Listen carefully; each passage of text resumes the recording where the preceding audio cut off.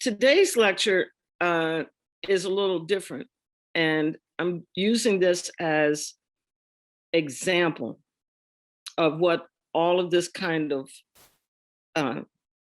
historical decolonizing, let's look around, what it can do.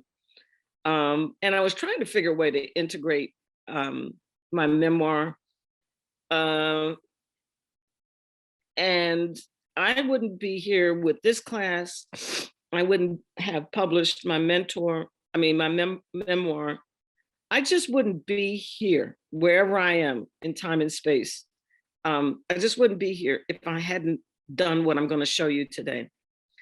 So actually what we're going to do is, it's how I did my memoir story. And I want you to sit back, yes, enjoy the story. The story is fascinating. Okay, but I really want you in this class to take some process notes. Kind of, I'm not going to tell you too much of what I did, but see if you can analyze what I did.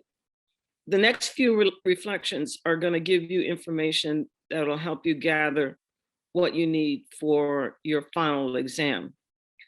So I'm putting this lecture in as week 11.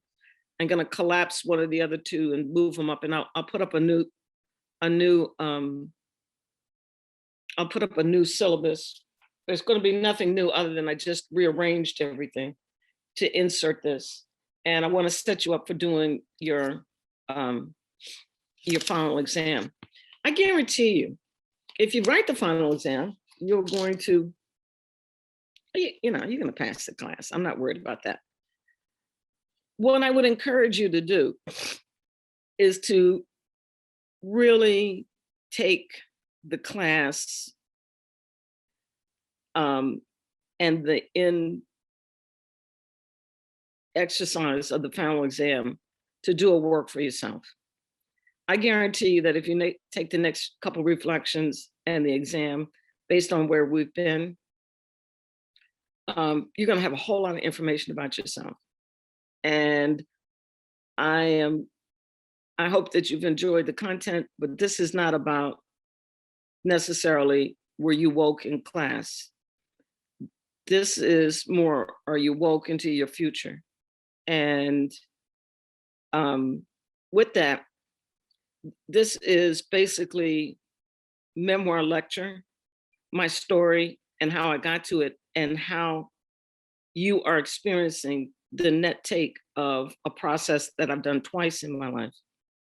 Okay, when I was in seminary, I was in an ethics class that taught me some very important skills, thought leadership skills. And we had projects that developed that. And my developmental editor for my memoir, which is different than proofing editor, fact-checking editor. There's several kinds of editors when you write a book. My developmental editor almost kind of put me through the same exercise. It's a drill. It's a drill to develop critical thinking and creating narrative. So with that, I want you to sit back and enjoy this story. We have been coming through the history of Art Nouveau, and we're closing that out, and we're moving into early modernism. We're kind of putting us in the art, graphic design history timeline around 1917, and we've been studying all the history that's around it. So why we're pausing here is that 1917 is World War I, and this is where my family story starts. So while all of this Art Nouveau is going on, and I showed you the Danish West Indies, I showed you some juxtaposition from the text, this is what my family is going through at the same time all this is going on. This is an epilogue discussion.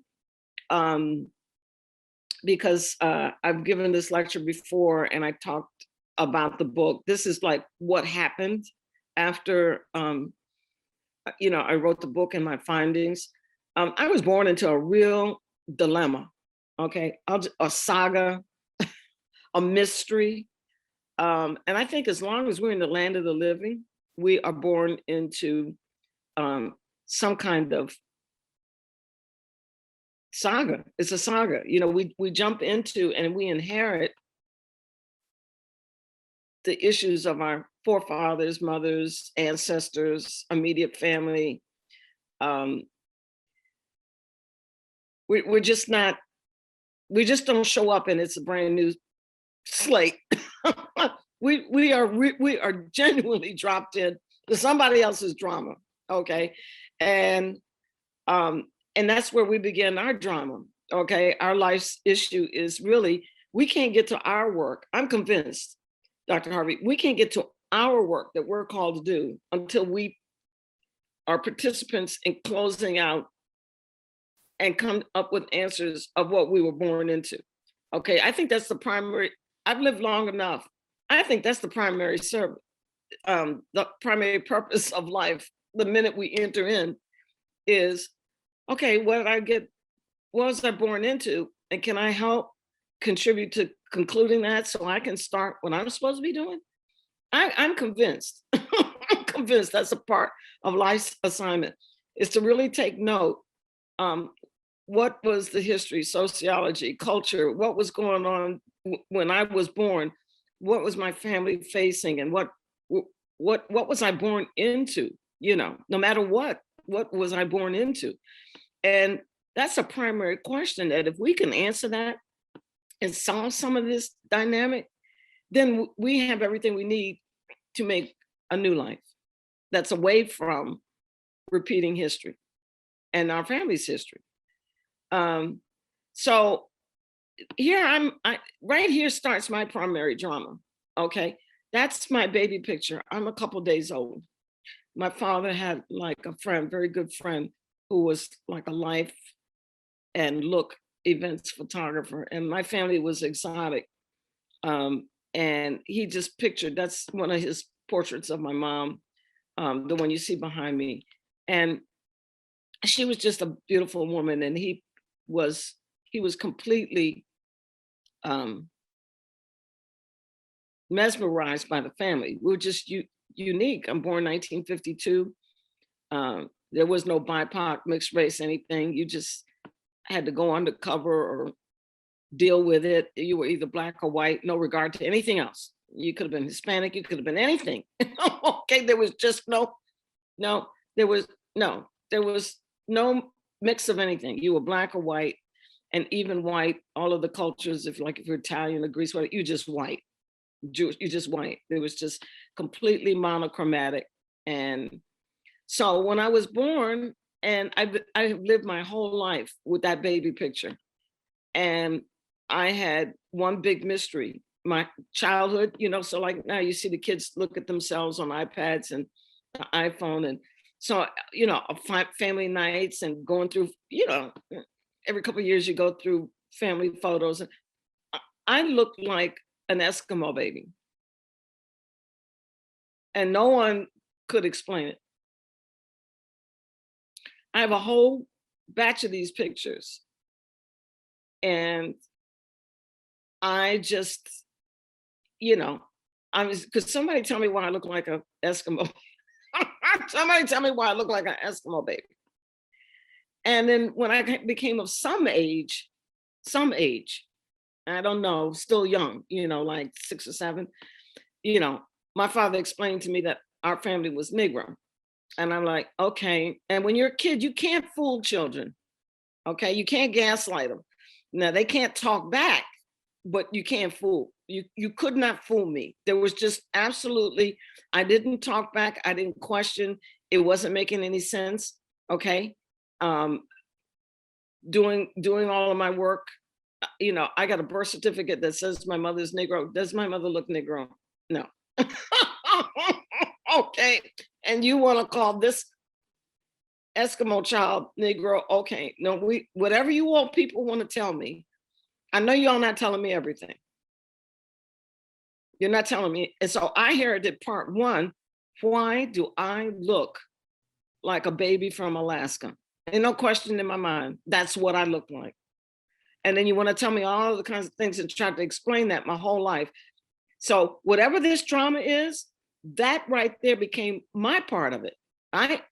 Okay, you've given me your trauma. Whatever this is, don't gaslight me. And that's okay. We're going to live with your story. We're going to live with your story. And I went my whole life wondering about that picture. Okay. And so imagine you're growing up and these are your baby pictures and your friends are looking different and everything. And everybody's, doesn't have anything to tell you. And you got that picture. And I swear, all I could ever see was, am I Alaskan? Am I Eskimo? What in the world?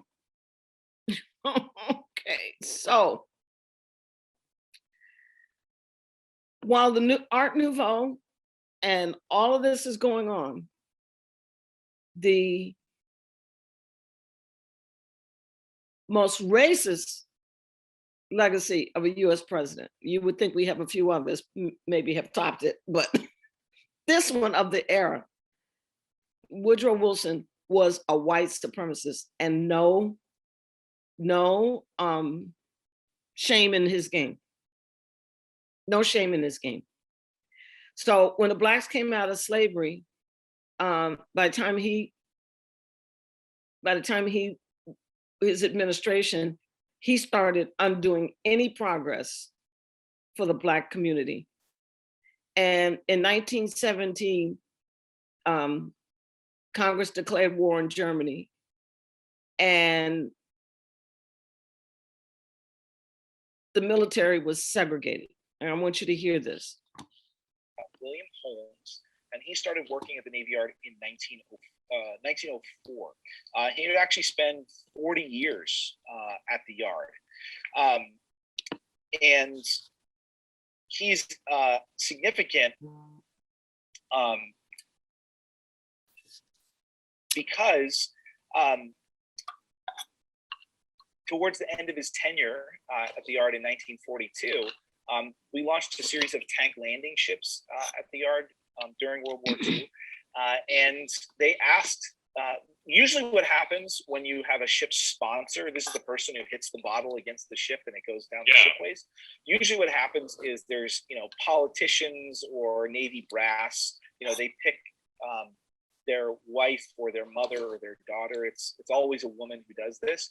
What they did with the construction of these 8 LSTs is they asked long tenured civilian employees to nominate the sponsors.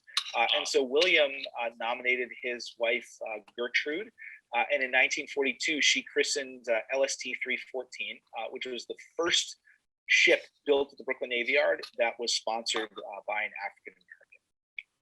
Wow. And here we can see William Henry Holmes. This is his registration card for the draft during World War I. And so you can see, he's working in the yard. And by this point, he'd already been working at the Navy Yard for about 14 years. I love that photo that you showed us of the launch. I mean, that for me, that really brings it home because you talk about the traditions around this, and I see that photo and I'm brought back to, the Missouri. And do I recall correctly that was Harry Truman's daughter? Yeah, Margaret. Yeah. So just to know that without seeing the actual photo of the christening moment itself, but to know that this happened in the same space, that contrast is really striking. Yeah, for sure. I think this is a really important moment in the yard's history and one that isn't told a lot. So yeah, modest ship, but an important milestone. Absolutely. And so, so during this time, the first decade of the 20th century, we start to see, more and more African Americans working at the yard. But we should also keep in mind that the African American population of Brooklyn was still relatively small at this point. And so Yeah, I'm really glad you mentioned that. That's something I've been wondering this whole time. When you say percentage of the Navy Yard, my question has always been, how does that compare to the percentage, the racial breakdown of the community around the Navy Yard? Yeah. So, in the year 1800, we had a much larger African American population in Brooklyn, but as the population of the city boomed, that relative population declined. Now, there were significant African American communities. We have to mention here Weeksville, which was really the first free black settlement in Kings County. But we also have a growing community in the areas around the Navy Yard in Fort Greene, Clinton Hill, and Vinegar Hill as well. But if we look at the overall population of Brooklyn, in 1900, African Americans only make up 1.5% of the borough's population. So it's relatively small. Now that would, in the next few decades, would really take off considerably. But I just wanted to acknowledge that. So the African American workforce is small, but the overall African American population in the city is also relatively small. Now, there was progress that was made under the administration of Teddy Roosevelt and William Howard Taft in civilian employment, as well as within the enlisted ranks. That's basically all undone under the administration of Woodrow Wilson, who was really an arch segregationist. And this had a particular impact on the US Navy because his Secretary of the Navy was one of the greatest, I would call, racial terrorists in American history, Josephus Daniels. So they were both committed white supremacists. In 1913, one of the first things Woodrow Wilson does when he comes into office is that he segregates the entire federal workforce and starts to strictly enforce segregation within Washington, D.C. Josephus Daniels was involved in one of the most notorious incidents in American history, which was called the Wilmington Coup of 1898. So he was the publisher of a newspaper called the News and Observer, and he orchestrated a violent racial terror attack that toppled the city's interracial government and basically led to the violent enforcement of Jim Crow within Wilmington and across the state of North Carolina. So he was a very, very bad person, and his politics aligned very closely with Wilson's, which is why he was appointed Secretary of the Navy. This incident, these politics kind of came to the fore at the Brooklyn Navy Yard in 1915 during the launch of the USS Arizona. So you can see Daniels standing there, sort of turned to the side in that white jacket. So they invited a delegation from the state of Arizona to come and be there for the launch. And among the delegation were Tom and Carrie Turner, who were African Americans. Once word of their inclusion leaked out, the governor of Arizona, Governor Hunt, rescinded the invitation under pressure from the Navy Department. And the entire affair, the launching as well as the luncheon that followed it, was officially designated as whites only. Now, African Americans did serve, in significant numbers during World War I. Again, there was a need for manpower, but following World War I is when Daniels starts to really enforce his segregationist policies on the uniformed Navy. And in 1919, he ends the recruitment of all African Americans into the Navy. And this is a policy that would remain in place for 13 years, actually. Now, by this time, the largest proportion of African Americans serving in the Navy were serving as messmen and stewards and things like that. And Daniel's belief was we didn't need African Americans to do these jobs. Instead, they could all be done by Filipinos. And so Filipino stewards became predominant and would remain so really for the next 50, 60 years. And as a result of that, you actually have the growth of Filipino communities in the areas around the Navy Yard. So Vinegar Hill and Clinton Hill both had large Filipino enclaves. Yeah, sorry, you had a question. No. I just I knew that Filipinos had become part of the Navy and part of the neighborhood around it. But and of course, this wouldn't have been the case if not for the Spanish-American War, right? Because we didn't really have a relationship with the Philippines before that. Correct. So the Spanish-American War was an opportunity for segregationists to basically force African Americans out of the Navy, because you now had this pool of labor that they could tap into that they found less objectionable than having Black sailors on ships. And so, as a result of this policy, by 1932, the proportion of Black sailors had fallen to 0.5%. So there were only 441 Black sailors in the entire U.S. Navy.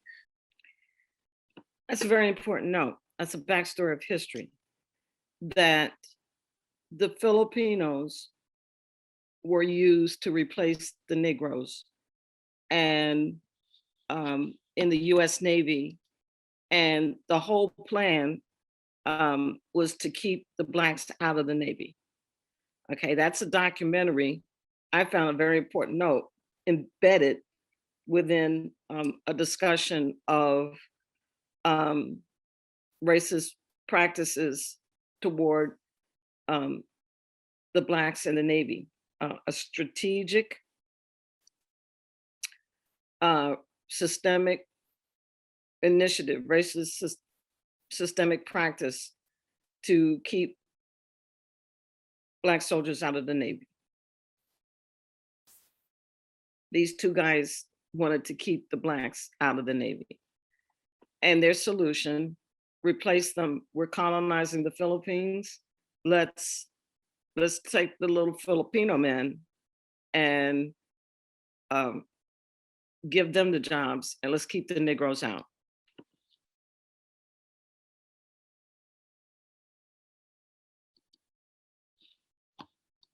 At the March 31st, which was this past Wednesday, the US Virgin Islands celebrated what they call Transfer Day. The Danish West Indies were owned by Denmark, and a declining sugar industry, a hurricane, and the fear of German ownership of the islands. At World War I, the US desired a passageway for fueling and protection of the Panama Canal. And they bought the US Virgin Islands, or then Denmark, for $25 million, $295 an acre.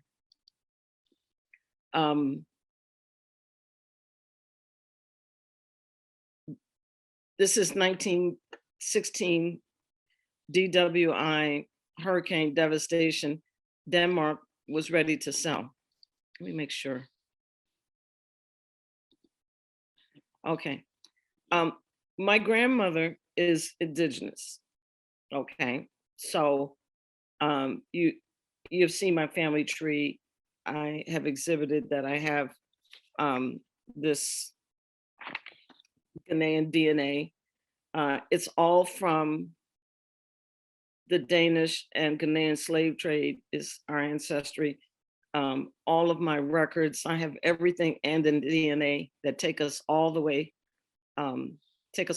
back to this relationship between Denmark and Ghana and the slave trade. You hear me talk about it often. This is my grandmother in the middle. She's half Ghanaian descent and half white, and we're still trying to figure that little bit out. She's got French and Puerto Rican descent. Her great grandparents. Anyway, Granny is mixed, and up there I am looking like my little Eskimo baby, and all of this is my maternal heritage, and it's sitting in my blood. It's all in my DNA. What's fascinating is my great grandmother is from St. John's, which is the port where, from Accra, Ghana, is the bay where the slave ships came in. And I think I've heard, maybe I've mentioned, there's always a developer struggle to get the land, and the estate lands around the harbor so that they can bring in the cruise ships, because they are deep enough for slave ships. They're surely enough deep enough for cruise ships. So there's always been kind of like an ancestral tug of war over the land that belongs to my family. You've seen this slide before. I've shown you, my visual family tree, and it takes me all the way back. I have all my travel leaders. And this is the maternal side of this story before the Americans come. My grandmother, if you see down at the bottom, down in the bottom there, the light-skinned women are used for duty-free on Main Street to make the Europeans travelers who are coming off of Pan Am and the cruise liners, make them feel comfortable. They use the fair-skinned girls as sales girls. Granny had a best friend, Beulah, and you see Beulah's picture at the top, and underneath that's Granny in her heyday, right? And they were so excited that the Americans were coming. They worked the USO as donut dollies. This is the USS Vixen. The USS Vixen is a Navy yacht, a gunboat, and it is deployed to the U.S. Virgin Islands to guard the waters, to bring the Navy in, and the Negroes are not the mess labor. The Filipinos are. They're in the belly of this boat. They are your barbers, your cooks, your stewards, the attendants of this yacht, and attendants to the Navy, the Navy that comes in, the officers. So MATT2 mess labor category, the Filipino men have replaced Negroes who were kept from enlisting in the Navy. And in essence, they replaced the mess laborers that the Negroes could have had, didn't have, were prevented from having. This is a prime example of the Filipinos coming in and serving the US Navy, World War I. They come from a place not unlike DWI. Cavite City is outside of Manila Bay, and these are vintage, the setting, yet again, another island US acquisition from Spanish-American War. This is the way it looks. The US Vixen were mostly from Cavite. Originally 200 were trained as US sailors to replace the Negroes. Ultimately, 2,000 were trained to serve the US and were promised naturalization. This is the way St. Thomas looked. This is pretty much a sampling of the Navy crew and officers. It was a gunboat, and these are the white Navy officers that were the gunmen. And this is St. Thomas Harbor, okay, full of Navy ships. This is World War I. This is an actual artifact of the Vixen and those coming in. And you can see the little guy in the front, the little Filipino guy. He's just as proud as he wants to be. And he's on the boat with the Americans. This is my grandfather. So here becomes the explanation why I look like a little Eskimo baby. This guy, okay. This is my grandfather, and Sabino and Filipino sailor friends were on the boat. This is a picture of transfer day. What happens here, they lower the flag, the Danish flag, and then they raise the US flag, and it's the Navy. They meet here, and they're transferring the ownership.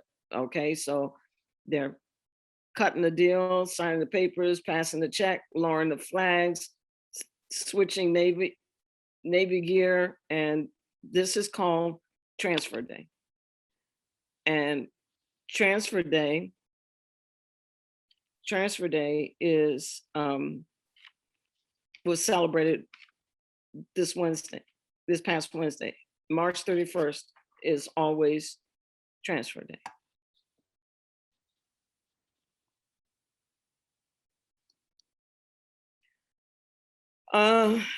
Eight Filipinos came, and the census records from the boat in the Navy Yard, 1917 and 1920, document them. And the last three at the bottom have a story that I know. The very last one is my grandfather. He had a lot of personal pictures and postcards with his signatures and, you know, what boat he's on. And these are some of his friends. And what was interesting about him is that, you know, in the lecture here, you'll see ultimately he disappears, but he left a lot of pictures and things.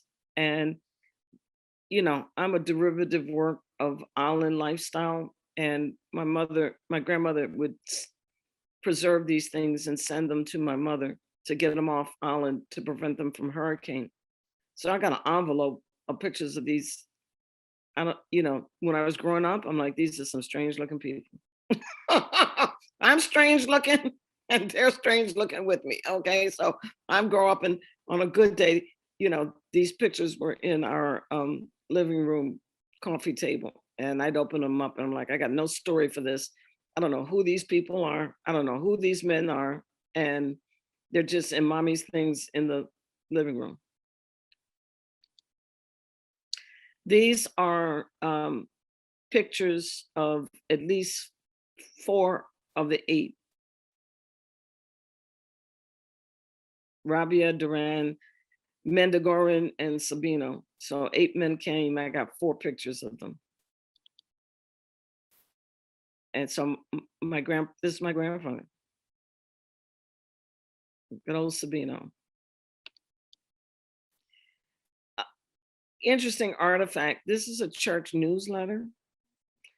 See, a lot of times your stories are buried in other things. This is a church newsletter that is just so happy they got a new pastor. Reverend and Mrs. Fallensby arrived at St. Thomas 1918. And the first thing he does is he marries my grandmother and Sabino. And it says right there, he's a sailor on the USS Vixen, born in the Philippines. So he meets her at the USO, gets deployed he gets deployed from outside of Manila Bay because the US won't let the Negroes work. He gets a promise of naturalization and joins the Navy. And the first place he lands is at World War I, the sale of the Danish West Indies to the US Virgin Islands. And my granny is there. And she and her mixed race girlfriends head to the USO to meet the Americans and the Filipinos. They had 3 Filipino babies, okay? My 2 uncles and my mom.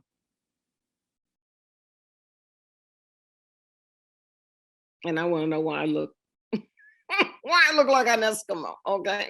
Oh, at least I don't look like one now, I hope not. But then I did, I look just like these babies, okay? And then he disappeared. He literally disappeared, okay? And my mother, from the time this is my saga, this is my drama, this is what I was born into. Okay, why do I look like an Eskimo? And where was my grandfather? I don't know this man other than an envelope full of pictures. And he left my whole life. My grandmother is scorned by this disappearing act, and my mother looks for her father from the time she is 3 years old. And from the time I'm 3 years old, she's looking for him her entire life. Her entire life. She's like, I want to find my father. I want to find the Filipinos. I'm like, okay. These are some pictures. The US Census, you know, they show me my grandmother, my grandmother. They show me my family unit.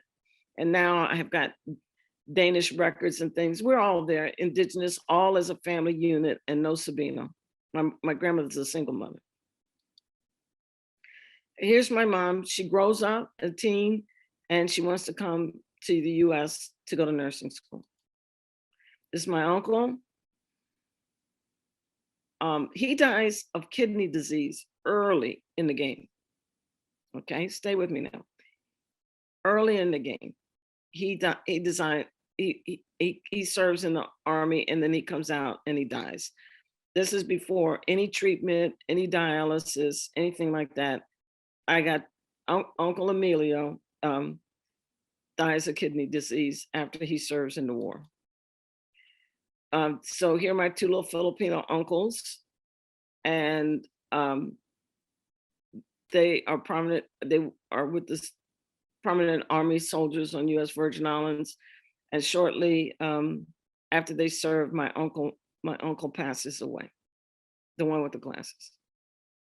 And I got this family named Emilio. Everybody in my family is named Emilio. I'm like, okay, my nephew, my brother's son is Emilio. Emilio, who is this Emilio? By name. This is my mother my whole life. Oh my God, your mother looks like a movie star. You look just like her. I said, well, does that mean does that mean I look like a movie star too? Or is it just her? That's the last time I looked like an Eskimo baby. Okay. She was beautiful. Oh my gosh, what a beautiful woman. And yes, she looked like a Filipino classic vintage movie star from the Philippines. Mommy was a nurse. Okay, and you see her St. Thomas birth certificate has her mixed, and her father is Filipino. You know, American census, you should be, you claim the race of your father. My mother was Filipino American. So what do you do with all of this? She was Filipino American, okay. And so, like I said, she graduates and takes off to come to the States, leaving all of this mystery and all this drama.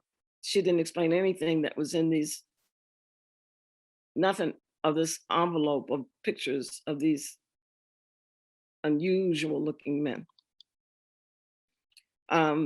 Oh yeah, I got all kinds, these are her pictures getting, you know, real island woman. And that's her flight down there at the bottom. That's her flight, Pan Am flight to America in 1942. She's coming to Howard University. She leaves the island.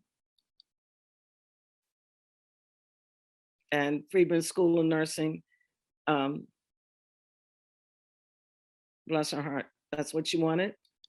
And she met my dad. And he said, you're not going back to St. Thomas. They got married and the rest is my story.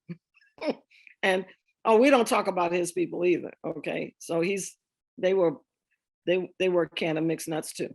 All right, from Virginia. So my father's African American by his mother and white and Native American by his father. So, you know, I get born into this, oh my God, sociologists call it MGM,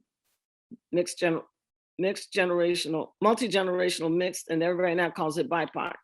Okay, I got my BIPOC hairstyle today. I got BIPOC, okay? So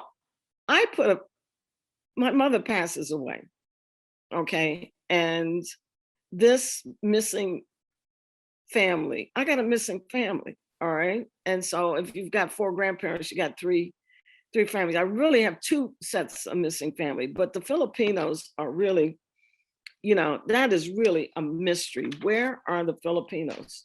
Where are they? And my mother would always say when she got sick with kidney disease, see, my uncle died of kidney disease and my mother died of kidney disease. And she said, I'm sick by the Filipinos. I said, I want to find the Filipinos. I said, Mommy, you're not going to find people. How are we going to find these Filipinos? I said, how are we going to, my whole life, I'm looking, we go to New York, you look through the yellow pages, the white pages, we're looking for every Sabino. I'm like, Mom, we're not going to find this. We're not going to find these Filipinos, and we're not going to find this turn of the century Asian man that does not want to be found. And now you're sick and you want to know if it's by the Filipinos. And I'm like, Mom, I don't know, but let's just walk it out. Let's just walk it out into the future. But she passed away, and, she lived a full life, never finding our Filipino family. And I'm still wondering why I looked away. I don't look like anybody in Washington, D.C. I don't look like any of my family that I do know. I don't look like anybody I do know. That's my family. And look at me down here. I'm like, okay, you got, and yeah, I don't even have the typical Asian eyes. Okay. My eyes go down. Asian eyes are kind of this way, Pan-Asian. I'm like, this is really, you guys really have done something here, and I don't know anything about it. And by the time I'm here, I'm really kind of tired of walking this journey. I'm tired of walking the journey. I'm like, people, you put a big question mark in my life. So then I'm like, and now we have technology. I'm like, you know what? I'm going to find these Filipino people. I'm putting an end to this. I'm putting an end to this. So I started with this wanted poster on Facebook. Wanted dead or alive, the family we never had. I'm looking for where my family is. Where is my biological family at this point? Where did he come from? He had to come from a family in Philippines. All right. This gentleman here, he passed away this year. He went to high school with my mom, and he was a major volunteer at the Caribbean Library, genealogy library. And he had a family tree of all of the indigenous families. So he knew my family. I had all records for my grandmother's family. If you were there before the Americans, he had the records for you. He had a tree. And you put me there with my mom and him and everything, you can see I'm Filipino. You can see, but the pictures get better, okay? Then all of a sudden, a friend points me to ancestry.com, all right? And she sends me this, what a mystery story, right? She sends me this post, July 14th, 1999. Mama is dead 30 days at least, right? And it says, I'm trying to help my mother. I said, Lord, that sounds the same. I'm trying to help my mother find information about her father, my grandfather. Well, if I haven't heard that my whole life, Cheryl help me find my father. I'm like, Mommy, how am I going to do this? And here on ancestry.com, looks like my words all together. I am trying to help my mother find information about her father, my grandfather. His name was Sinforosa Jose Sabino, and he was born in Cavite, Philippines, about 1890. He married, I'm like, no, he didn't marry Louisa Hasbrook. He didn't marry her. He was married to Granny. So I'm like, oh, here we go. I've contacted this as a half cousin. I said, listen, my dear, I can't tell you where he left. He did the same thing to your mother that he did to my mother and my grandmother. He did the same thing to your mother and grandmother. And your mother said the same thing to you that my mother said to me. Go find this joker.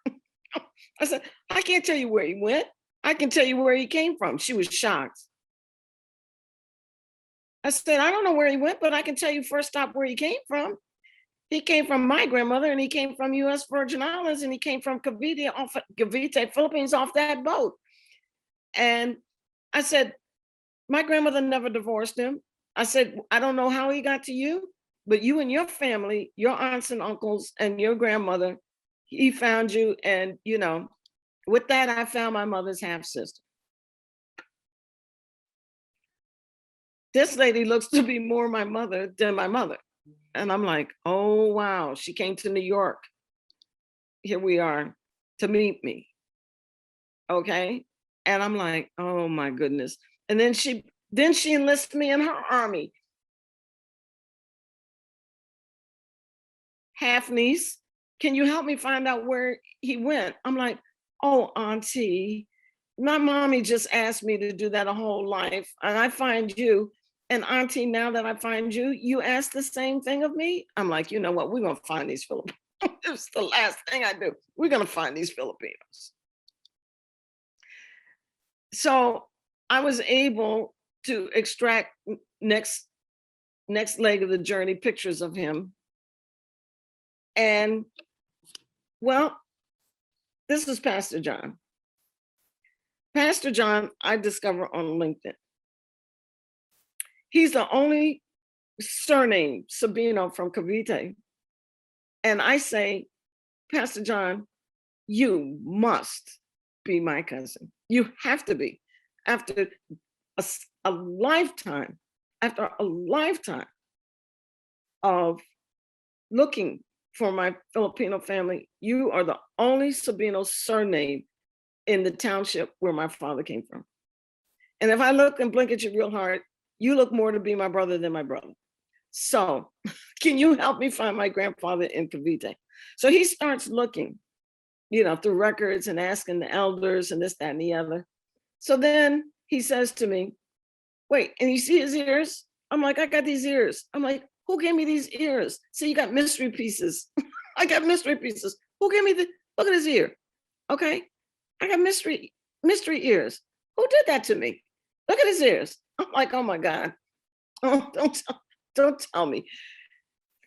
And he says, Miss Miller, I'm leaving. So he puts a couple weeks in it, he put some legwork in it. He says, I can't find your grandfather. He says, but I'm coming to America. I said, you're coming to America? He says, yeah, I'm coming to America. When I come for a grand reunion, that's what they call it, like a family reunion, I'll ask, I'll ask the elders there if they know your grandfather. So he gets there, and of course, wouldn't you know it, the elders say, oh yeah, we know him. He's Lolo Pangchong. I'm like, who? Lolo Pangchong. Yeah, we thought he died in World War I. I'm like, no, he didn't die. No, he didn't. He did not die in World War I. I said, he kept living. He abandoned you people. Okay. And that's what he left from us, and he left from another family too. So I'm like, all right, we still don't know the end of this story, but I find you Filipinos. This is my family. I swear to God, he looks more to my brother than my brother. And there I am with the lost Filipinos found. Can you believe that? That one really, this picture of me and John, I really got to deal with the fact that this cousin really, I'm wondering who I look like, and I look like John. I have no family member that gives me any indication of who I am, and I look like John. This is my immediate family, my grandfather's family, nephews and nieces, actually. And I was able to find out. I kept working for Auntie. Auntie wanted to know. I figured it out. I found him. He landed with that woman bottom right, another woman. He picked up another one, so he had 3 of them all together. And I had pictures 1917. But listen to this. Listen to the history and the sociology and the culture. This guy created, my family in response to white supremacy and systemic racist practices in the US Navy, World War I. They sent him instead of sending Negroes on that boat. And this guy caused all this havoc.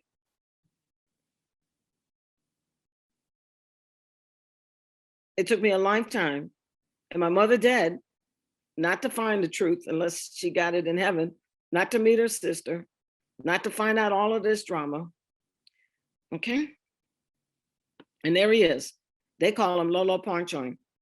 Okay. They know him. I'm like, well, okay.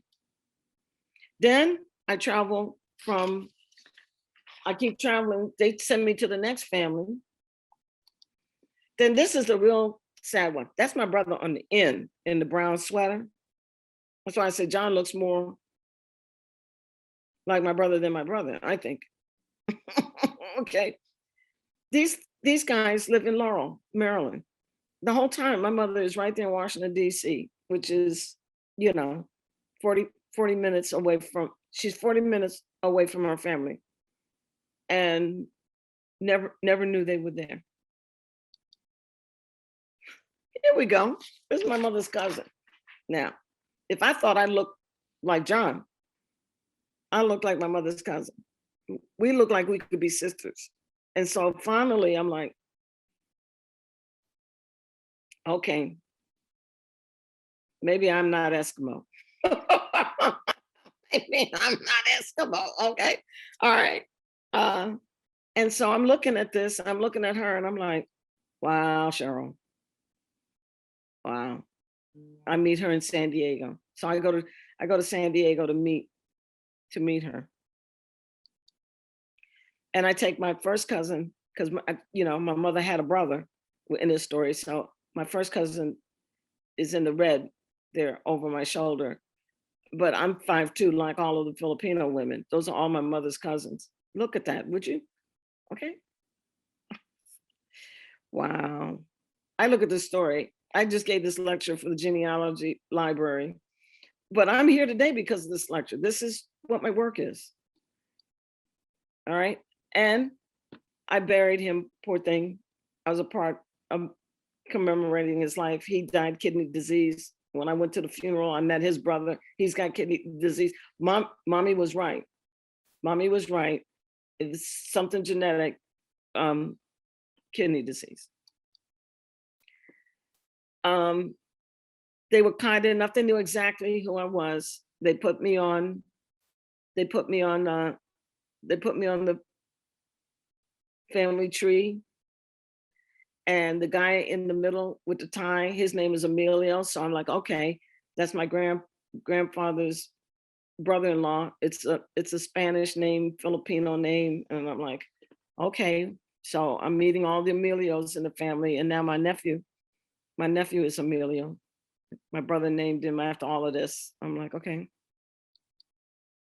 I'm at the funeral, and you know how you have billboards of your whole family?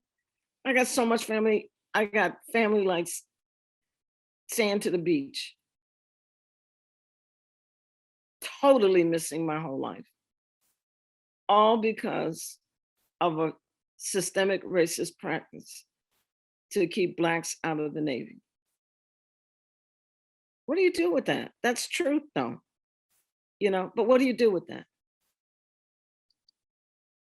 Oh, I found a cousin in Scarsdale in New York.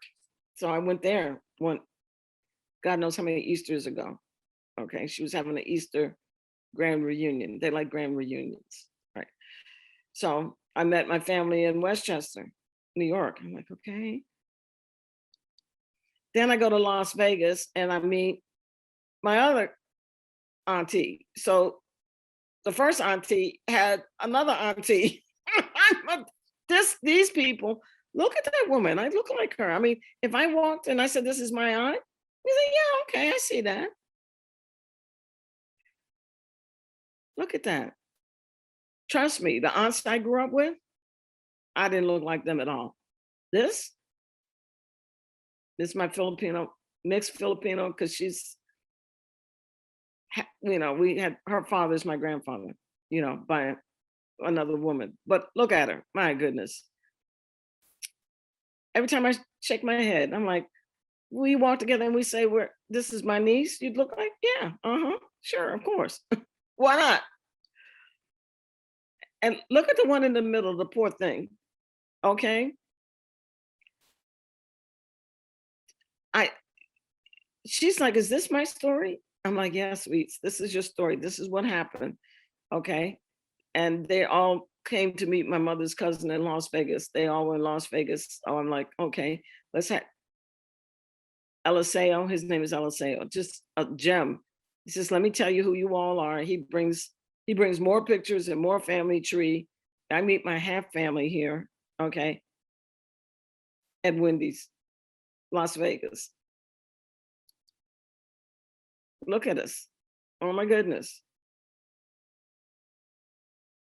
So all of a sudden I go from no family to all this family and a half family. Okay. I'm like, okay, that's okay. Mommy wanted me to find these people. She's dead and gone, but it's giving me some, it's giving me something to do. All right. And I love Eliseo. I'd give anything to be in a community with him, and Auntie. And but we lived with this. Look at her face, the one that's next to me. That's a cousin, half cousin. We all live with this forlorn look. Like, how did we get into this? How do we not have family? How did we not have the truth? And you see the lady there in the back? I'm getting ready to tell you who she is. She's smiling over the lady in the middle. Okay. Let me tell you about this. She's coming up. But before I tell you about that, okay, so I'm in New Jersey and I meet another one. All right, there's another cousin. And I had been on a trip in Washington, D.C., and I know I was going to meet her in New Jersey. There's a buffet in New Jersey, Filipino buffet. And so I knew I was going to meet her. So I bought her all of this. Sent home. I bought her souvenirs, a hat and a hoodie. She left out all USA, America, going back to Philippines with all of her Washington, D.C. stuff. So this is Tesla. You remember I said, look for her peeping over the okay. Life has a funny way. Life has a funny way. Okay. It resolves itself. It really does, especially if you want it resolved. Okay. I'm going to tell you who Tesla is. Look at that, Tesla and Auntie. There's Tesla. I'm getting ready to tell you. You remember I told you Granny had a best friend? Yeah, well, she married Rabia. She married 3 other Filipinos that got off the boat, not all at the same time. She married 3, divorced 3, because they all wanted to take her back to the Philippines and she didn't want to go. Okay. So family number 1, this is Rico. Okay. His great-great-grandmother married the first Filipino. So we share the same story. He lives in Houston and he's a US Virgin Island historian. Okay. So his grandmother, and Beulah is his great-grandmother, who married the first Filipino that was on the boat, Rabia. It's my girlfriend, Tesla. Her grandmother and my grandmother were the best friends who went to the USO. And mommy always said, oh, I have a girlfriend that looks just like me. Okay, there are 2 of us on island. Okay. Tesla's mother was mommy's girlfriend. And this woman on Facebook said, Miss Miller, I got a friend that looks just like you. I said, you do? And I met Tesla. And Tesla was the one who told me, oh yeah, our grandmothers were best friends. I said, really? And so she says, yeah, and here's a picture of my mom. And I'm like, oh my goodness. I said, your mom is my mom's best friend. 3 generations of best friends off of this story. This woman is the only one in the whole wide world. We share the same story. Our missing grandfathers came in on that boat. I love Tesla like she was a sister. Nobody could ever believe this crazy story. Tesla. And here it is in a picture. Okay, there's Sabino, there are the grandmothers on the end, there's our mothers, and there we are, Tesla and myself. 3 generations of this crazy story, all because Woodrow Wilson didn't want Negroes in the Navy. Can you believe that? All because Woodrow Wilson didn't want Negroes in the Navy, 1917.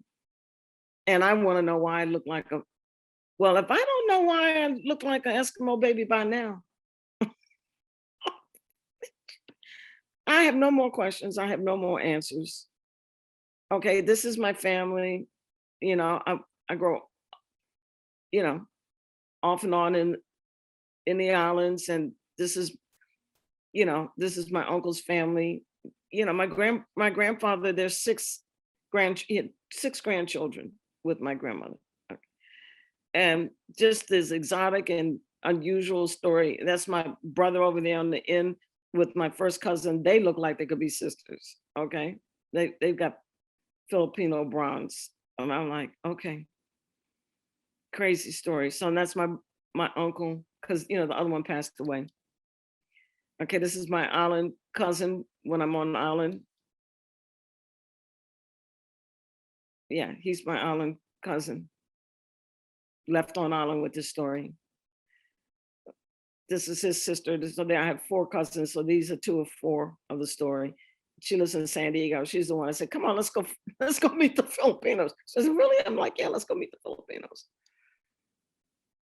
And we've had this at sea, at distance, situation we've lived through with no explanation. No explanation. And this is my family, off my grandmother and Sabino. And we go to St. Thomas, and it's my brother's kids, my family. And there's my brother and I over in the corner, and we just live this thing out. We don't repeat history. Now, all of that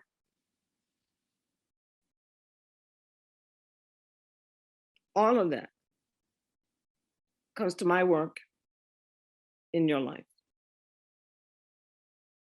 I've had to make some sense of this. Here's my point for my class and you and I together.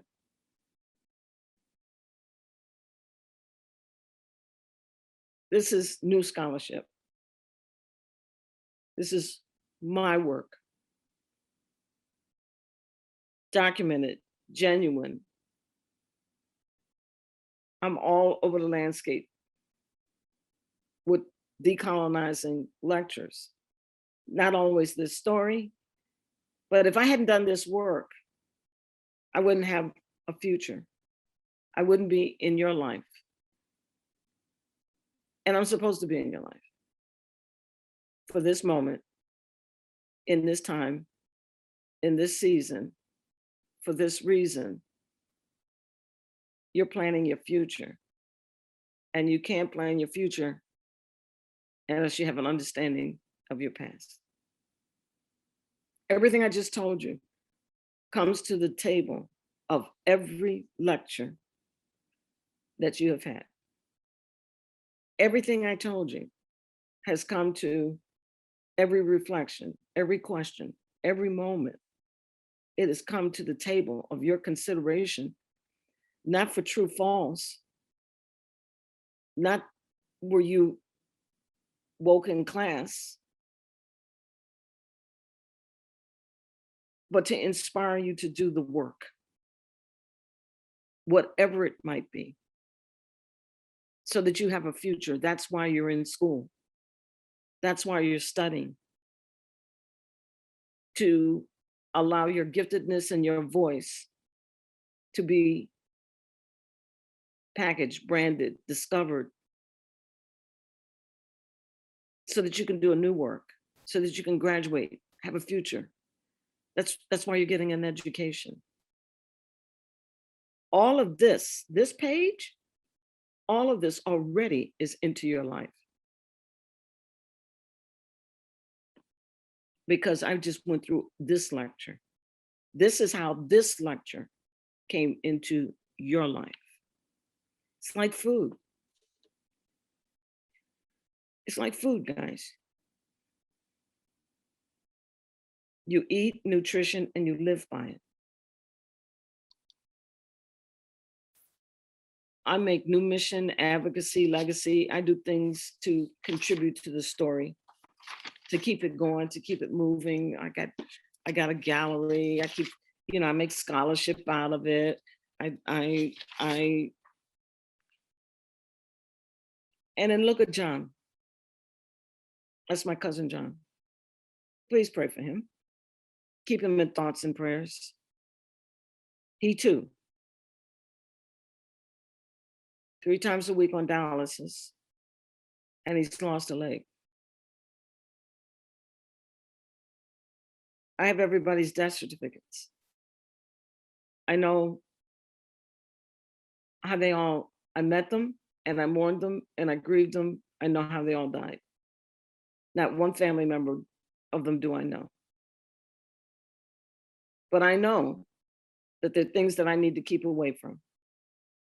I don't have to repeat medical history. So there are things we just don't do anymore. So I have genealogy of health. I have genealogy of my advocacy and scholarship.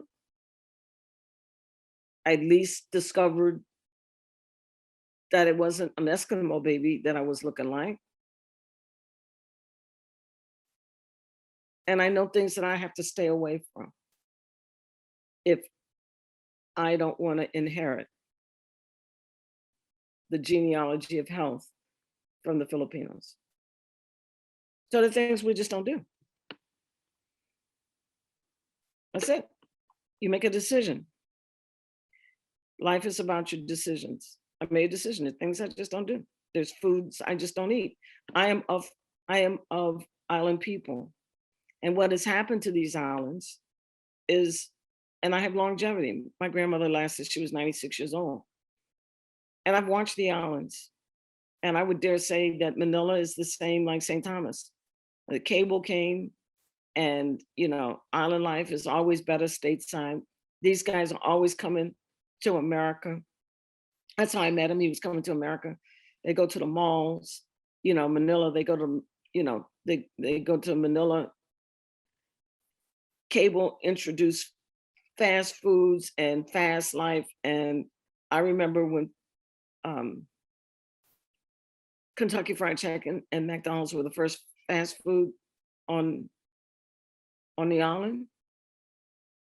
No, the elders, they're on coconut, avocado, fish, water. And, they make this Johnny cake bread thing, meat patty thing. That's it. So I'm like, why repeat the history I know that my mother was looking for? Why do that to myself? So when we find out things, there are a lot of things we can do with what we find out. And you can see from my picture, I stopped eating all that stuff. I thinned out. I can't do it. Why should I do it when I know this? When I know whether I know my family or not, I know enough to know what not to do with me in my future.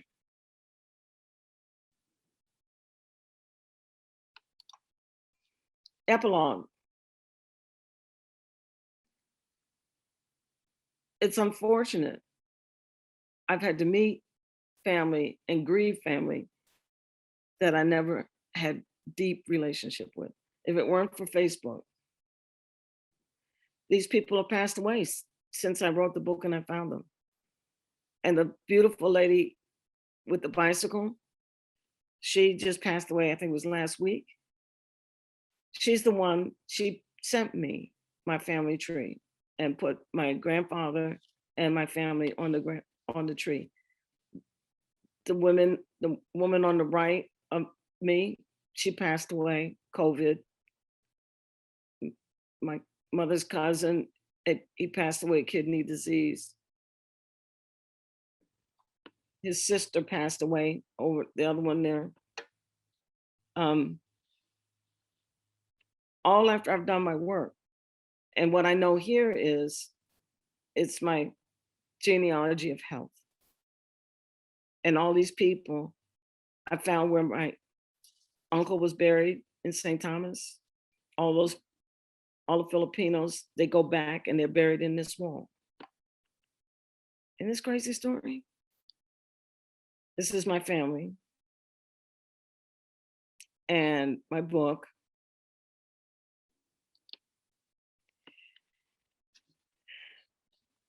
Transfer day, the newspapers did a story, my whole family's story. It needed to be dealt with.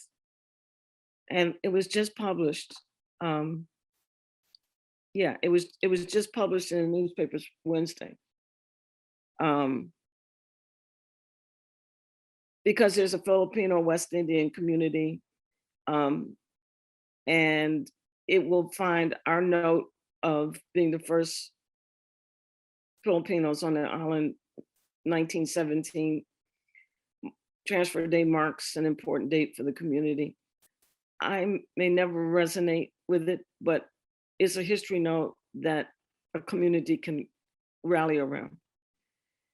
It's a history note that helps me in my work, that allows me to say, I'm an authentic BIPOC. This is what it's like in America. This is what it's like because of racism. This is what it's like to decolonize. This is what it's like to decenter whiteness. This is what it's like.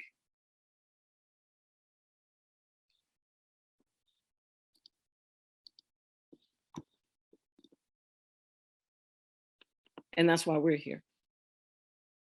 You're gonna do the same thing. You don't have to go this deep. This took me a lifetime. This took me a lifetime. This took me a lifetime, but it was a quest.